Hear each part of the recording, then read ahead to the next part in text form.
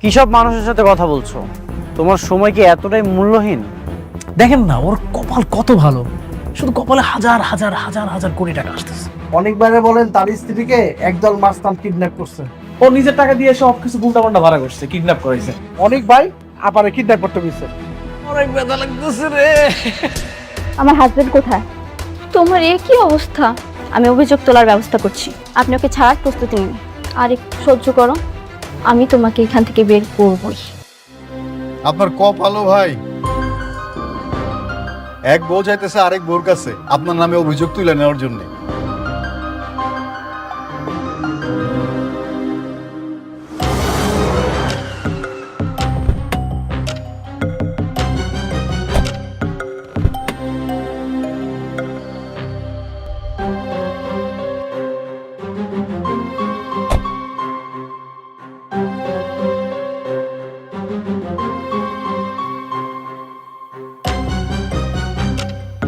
আম্মা, আম্মা,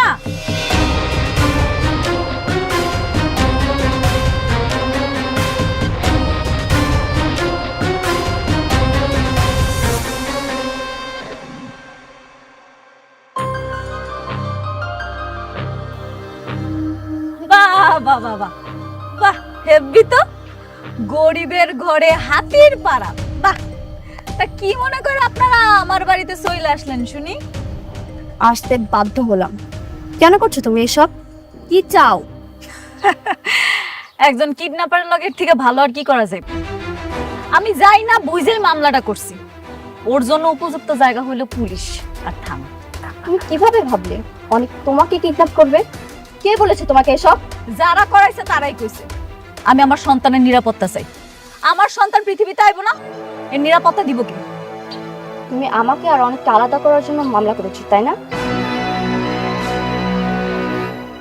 নিজে তো হারাইছই, এখন আমাকে আর অনেককে আলাদা করার জন্য মিথ্যা মামলায় ফাঁসাইছো। একদম মুখ সামলা কথা বলবেন। বৃষ্টি, আমি না আপনার মতো জঘন্য বড় লোক না যে রাজনীতির চাল খেলতে গিয়া মানুষের জীবন নষ্ট করে দিব। যেটা আমার সাথে ঘটছে আমি ঠিক সেইটাই করছি। তুমি যদি আজকে অনেকের প্রথম স্ত্রী না হতে না, তোমাকে অনেক কিছুই জবাব দিতাম। শুধুমাত্র তোমাকে বিয়ে করার জন্য আজকে অনেককে জেলে যেতে হলো। আরে আল্লাহ রে, হাস্যকর আলাপ। আর আমি যদি কই শব্দ আপনার, শুধুমাত্র আপনারা বিয়ে করার পর থেকে ওর জীবনের আজকে এই উন্নতি। কোন স্ত্রী তার স্বামীকে মিথ্যা মামলা দিয়ে জেলে দিতে পারে না। অবশ্যই পারে। কেন পারে জানেন? যেই স্বামী তার স্ত্রীকে মারার জন্য অন্য একটা কিডন্যাপার আনতে পারে, সেই স্ত্রী তার পেটের সন্তানকে বাঁচানোর জন্য স্বামীর বিরুদ্ধে সব করতে পারে। তুমি বুঝতে পারছো না, অনেক তোমাকে কিডন্যাপ করেনি মেঘলা। তো ভালোই, ভালো না? আমারে যেহেতু কিডন্যাপ করে না, এটা তো পুলিশ বুঝা লইব। আমার কাছে আনার দরকার কি আপনাগো? আপনারা বড় লোক মানুষ, বিরাট কারবার জান না, আপনাকে বিরাট কারবার দেখান। আমার এখানে আসার তো কোনো দরকার নেই জান। তুমি মামলা তুলবে না, তাই তো? ঠিক আছে, বুঝতে পেরেছি আমি। আমিও দেখব তুমি আর কতক্ষণ অনেককে জেলে রাখতে পারো। আমি তো ওকে মুক্ত করেই ছাড়ব, দেখিনি।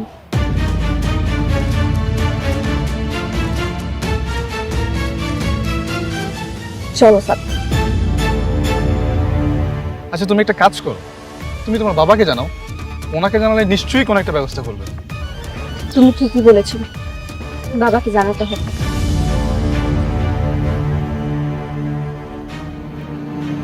আরে ব্যাপারটা একটু যাচাই বাছাই করে নিতি।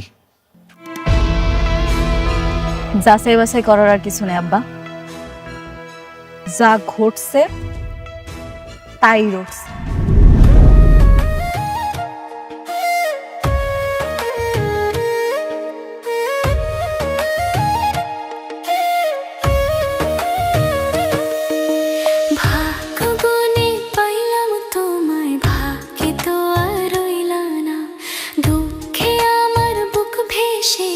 সুখের দেখা হইল না, তবু আমি তোমার আশায় কাঁদি দিবারাত।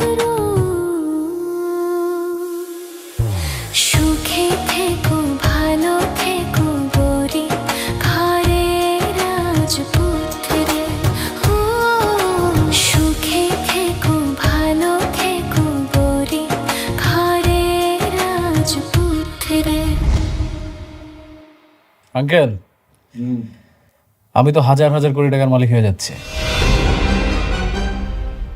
কি বলো? তুমি না কিছুদিন আগে বললে তুমি 100 কোটি টাকা লাভ করতে যাচ্ছ, এখন আবার 1000 কোটি টাকা হয়ে গেল। একটা কথা কি জানেন আঙ্কেল, পথ যতই কঠিন হোক, যদি গন্তব্য ঠিক থাকে না, তাহলে সফলতা অবশ্যই আসে। তোমার তো দেখি একেবারে রাজকপাল। অনেকের চাইতে তোমার কপাল অনেক ভালো বাবা। আর আন্টি, আমি একটা সিদ্ধান্ত নিয়েছি, খুব দ্রুত আমি বিয়ে করব। আলহামদুলিল্লাহ। বাবা, সিদ্ধান্ত যেহেতু নিছো, আমরা কিন্তু তোমার আর এই আমার মেয়ের বিয়েতে আমরা একদম ধুমধাম করে আয়োজন করবো, অনেক বড় আয়োজন করবো। কিন্তু আঙ্কেল, আমি তো শান্তাকে বিয়ে করবো না।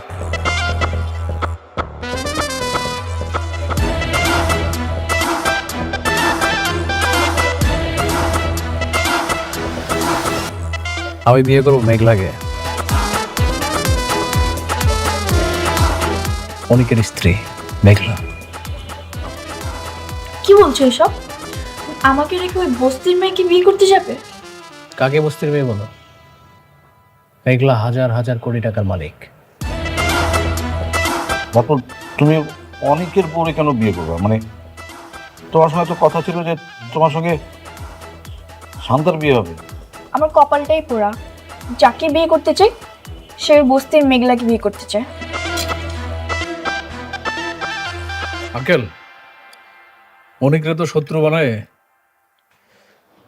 জেলে পাঠাই দিচ্ছে,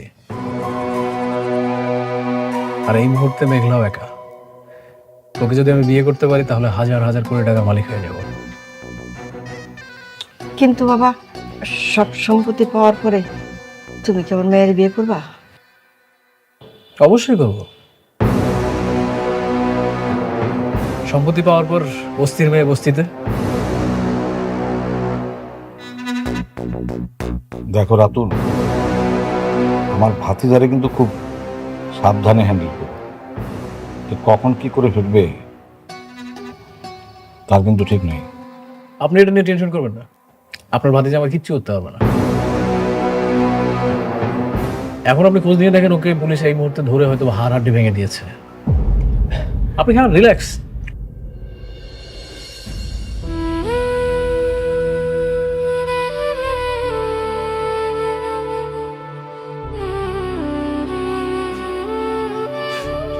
অনিক, পুলিশ যখন তোমাকে অ্যারেস্ট করলো, তুমি সাথে সাথে আমাকে কেন কল করোনি? পুলিশ তোমাকে মেরে আহত করলো, আমি যদি জানতে পারতাম তোমার এই অবস্থা কোনো মতেই আমি করতে দিতাম না। বাবা, সব কিছু হঠাৎ করে এমনভাবে হয়ে গেল, আমি কিছুই বুঝতে পারিনি। যাকে আমি বাঁচানোর জন্য ছুটে গেলাম, সে আমার নামে মামলা দিয়েছে, সে আমাকে পুলিশের কাছে ধরিয়ে দিয়েছে। অনিক, তোমাকে নিয়ে আমি আর পারছি না। একটা বস্তির মেয়ে বিপদে পড়েছে, তার বিপদ উদ্ধার করার জন্য কেন তোমাকে ছুটে যেতে হবে? বাবা, আমি ওকে যেতে বলেছিলাম। তার মানে তুই অনিককে তোর সতীনের কাছে পাঠিয়েছিস? আচ্ছা, ওকে যে পাঠালি ওখানে, যদি ওর বড় ধরনের কোনো বিপদ হতো? ভেবেছিলাম একা একটা মেয়ে বিপদে পড়েছে, সাহায্য করা দরকার। ও তো যেতে চায়নি, আমিই জোর করে পাঠিয়েছি। এখন বুঝতে পারছি কত বড় ভুল করেছি। সব দোষ হচ্ছে তোর। খবরদার, অনিককে কারো কথায় আর কোথাও পাঠাবি না। অনিক, হও, আর এখন থেকে সাবধানে থেকো। হ্যাঁ,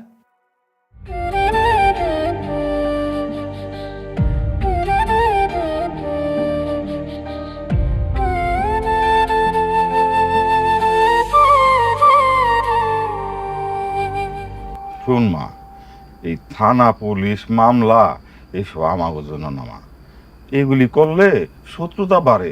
আমরা গরিব মানুষ, শত্রুতা বাড়ায় লাভ কি? হরে মা, তোর আব্বাই ঠিকই কইছে। আমরা গরিব আছি, ভালোই আছি। এই কোটিপতি পোলার লগে তোর বিয়া হইয়া এই যে আমাগো বিপদ শুরু হইল, আল্লাহ জানে এই বিপদ থেকে আমরা কবে উদ্ধার হবো। আমি এখন কি করুম তোমরাই কও। কেউ যদি আমার পায়ের পা দিয়ে ঝগড়া করতে আয়ে, আমি কেমনে এমনি ছেড়ে দিব? আমি কিচ্ছু করুম না। না রে মা, আমার মনে হয় না ও তোর কোনো ক্ষতি করবে। যদি আমার কোনো ক্ষতি না করে তাহলে তো ভালোই। আব্বা, আম্মা, আমি তো আমার ভালোটা বুঝি না, এখন থেকে তোমরা যেটা কইবা হেরে গেব। মারে আমি কই কি, এই তুই এক কাজ কর, ওই অনেকের নামে যে মামলাটা করছস ওইটা তুই তুইলা নে। আর শত হইলো তো তোর পেটের বাচ্চার বাপ। হরে মা, সেইটাই ভালো হইব।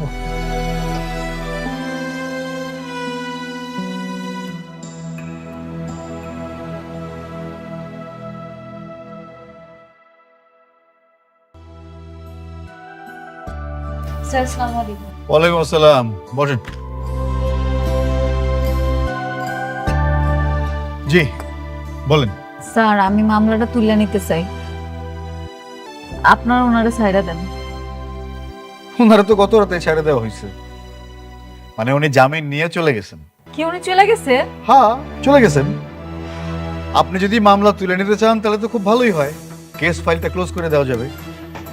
এই মানে আপনারা কি ওনারা মারছেন? মানে হয়েছে কি, আসামির মুখ থেকে স্বীকারোক্তি আদায় করতে গেলে একটু আধটু ব্যবস্থা নিতেই হয়। এটা আসলে সত্য ও ন্যায়ের জন্যই করা হয়।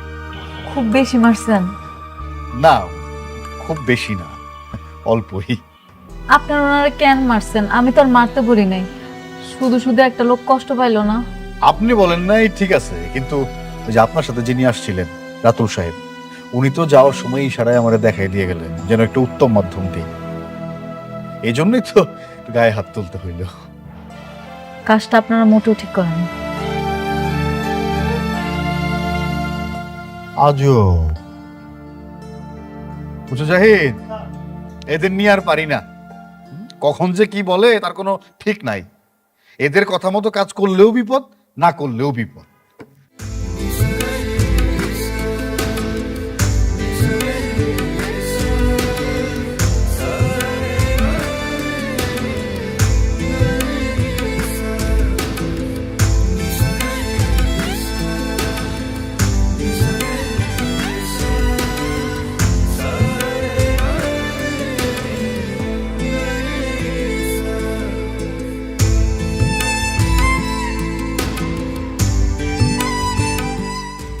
কি হয়েছে তোমার? তুমি কাঁদছো কেন? কিছু হিসাব মিলাতে পারছি না। যখন মানুষ বিপদে পড়ে তখন আল্লাহকে স্মরণ করে, আর যখন বিপদ কেটে যায় তখন আল্লাহকে ভুলে যায়। মানুষ এমন কেন? তুমি এসব ভেবে কান্না করছো? একটা মানুষ এতটা অকৃতজ্ঞ হয় কিভাবে? মেঘলার কথা বলছো? হ্যাঁ, আমি মেঘলার কথাই বলছি। জান, আমার জীবনে আমি কখনোই কাউকে ভালোবাসিনি। তুমি আমাকে কতবার প্রপোজ করেছিলে, তাও তোমাকে আমি ভালোবাসিনি। তোমার প্রপোজাল আমি অ্যাকসেপ্ট করিনি। আমার একটা ইচ্ছা ছিল, আমি যখন বিয়ে করব আমি আমার বউকেই ভালোবাসবো, আর তার জন্য আমার সব ভালোবাসা আমি জমা রেখেছিলাম। যার সুখের জন্য, যার ভালো থাকার জন্য আমি এত কিছু করলাম, সে এইগুলোর এই প্রতিদান দিল। আমার এত উপকারের প্রতিদান এত জঘন্যভাবে আমাকে ফেরত দিল। তুমি এসব ভেবে কষ্ট পেও না, যত ভাববে তত কষ্ট বাড়বে। তুমি ওকে ভুলে যাও। হ্যাঁ, আমি ওকে ভুলে যাব। আমি ওর কথা ভেবে কেনই বা কষ্ট পাবো? তুমি আমার পাশে আছো না? তুমি থাকলে আমার আর কাউকে প্রয়োজন নেই। আমি সারাটা জীবন তোমার সাথে থাকবো, তোমার বিপদে আপদে তোমার পাশে ছায়া হয়ে থাকবো।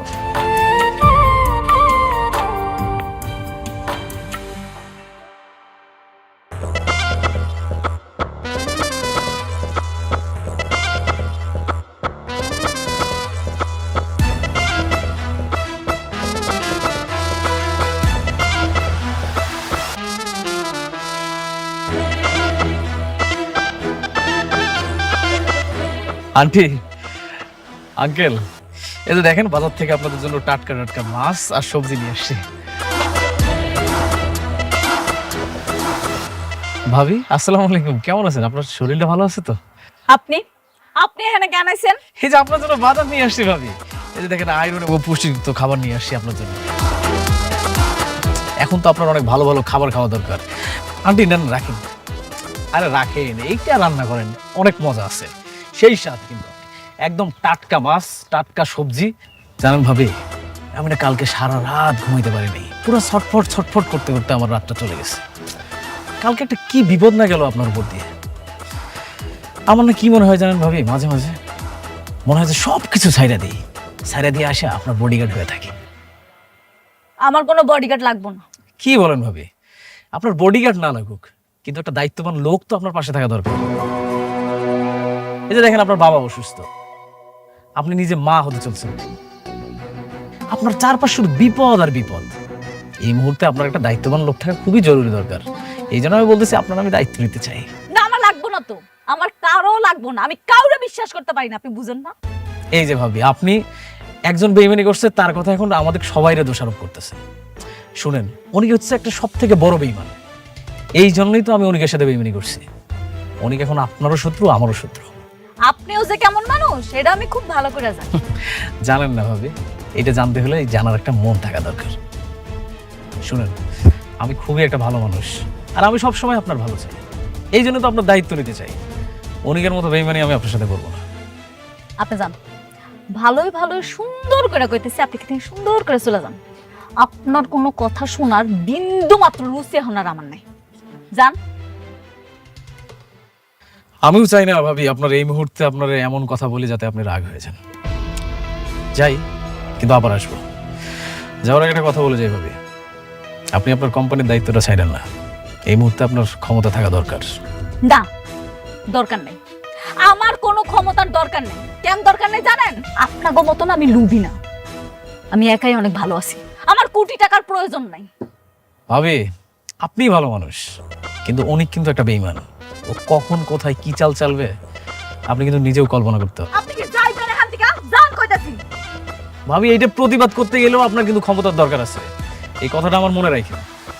থাকেন, আসি। এদিকে আন।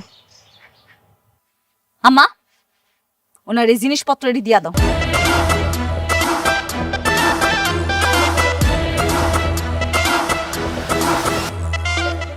নাও বাজার নাও, এগুলো বাজার আমাকে লাগবো না।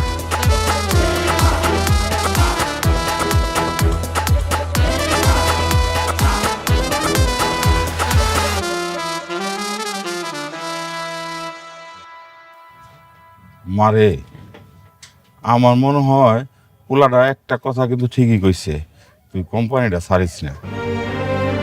বাঁচতে হইলে না মানুষের দুইটা জিনিসের খুব দরকার, একটা হলো টাকা, আরেকটা হলো ক্ষমতা।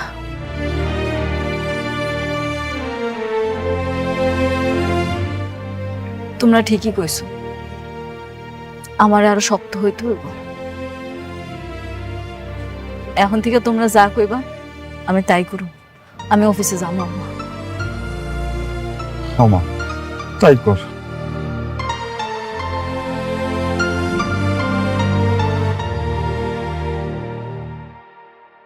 সেলিম সাহেব, সেলিম সাহেব, লোকজন সব কোথায়? কাজ অফ কেন? স্যার, সালিমা বিল্ডার্স গ্রুপের লোকজন এসে আমাদের সাইডে যত লোক আছিল সব নিয়ে চলে গেছে স্যার। শালিমা বিল্ডার্স থেকে লোক এসেছিল? মেঘলা নামের কেউ এসেছিল নাকি ওর ম্যানেজার এসেছিল? না স্যার, ওরা কেউ আসেননি স্যার, রাতুল সাহেব আইসা সব নিয়ে চলে গেছে স্যার। রাতুল এসেছিল? তোমরা কিছু বলোনি? স্যার আমি কি করবো স্যার, সালিমা বিল্ডার্সের লোকজন আইসা বললো যে ডবল বেতন দেবে, তার লোকজন শুই নাই, সব চলে গেল স্যার। তার মানে মেঘলা সবকিছু করাচ্ছে? হতে পারে স্যার, রাতুল সাহেব বললো আপনি নাকি ম্যাডামের অনেক ক্ষতি করছেন, তারই প্রতিশোধ নিচ্ছে। আরো বললো আপনাকে নাকি স্যার পথে বসাই দিব। মেঘলা,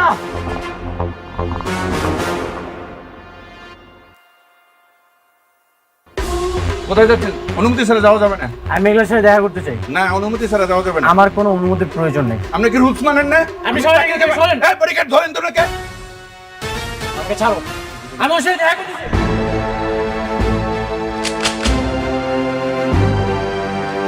ওনারা সাইডে দেন।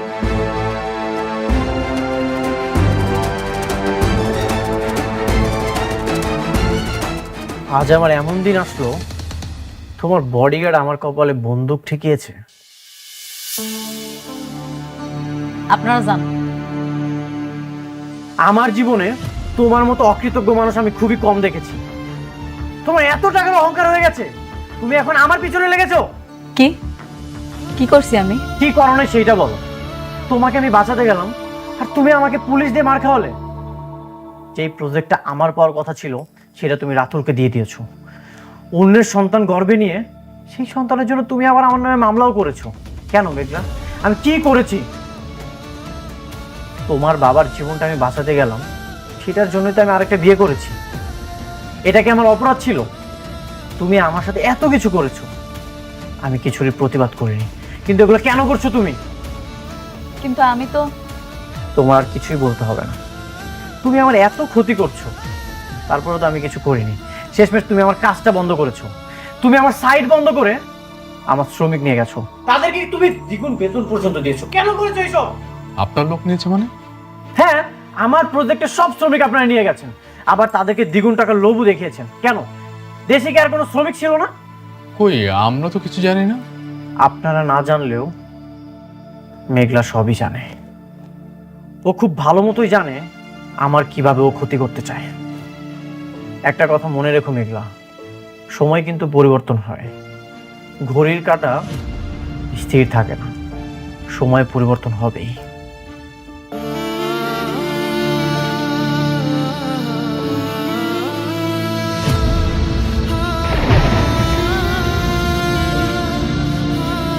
ম্যাডাম, আপনি মন খারাপ করবেন না।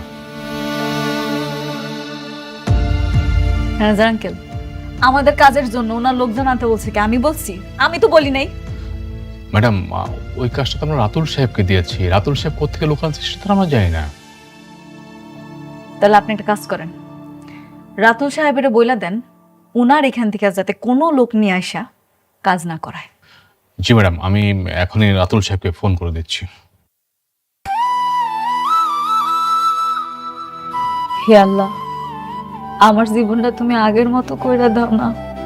এত যন্ত্রণা আমি আর সহ্য করতে পারতাছি না।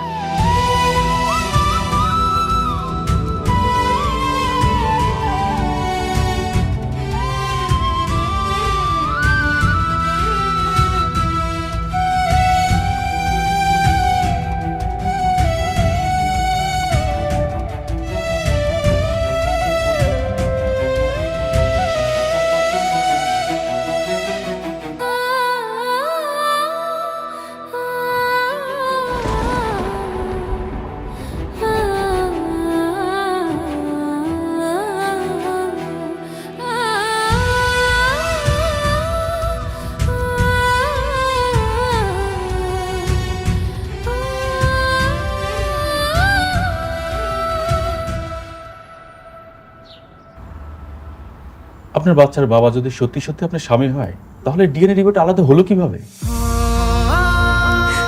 আমি জানি না ভাই, আমি কিচ্ছু জানি না, আমি কিচ্ছু বুঝতেছি না। শুধু এতটুকু কইতে পারি আমি কোনো পাপ করি নাই। আমার এই পেটের সন্তান অনেকেরই। আমি আপনার আবেগ বুঝতে পেরেছি, কিন্তু আইনের কাছে আবেগের কোনো মূল্য নেই। আইন খুঁজে প্রমাণ। আমার কাছে যে প্রমাণ নাই। এটাই তো সমস্যা। প্রমাণ ছাড়া কিভাবে বোঝাবো যে আপনার সন্তানের বাবা কে? এটা তো অসম্ভব ম্যাডাম। একটা উপায় আছে। আমি শুনছি যেই সব মামলা থানায় নেয় না, ওগুলা নাকি কোর্টে নেয়। আমি আমার সন্তানের অধিকার আদায়ের জন্য কোর্ট পর্যন্ত যাইতে রাজি আছি।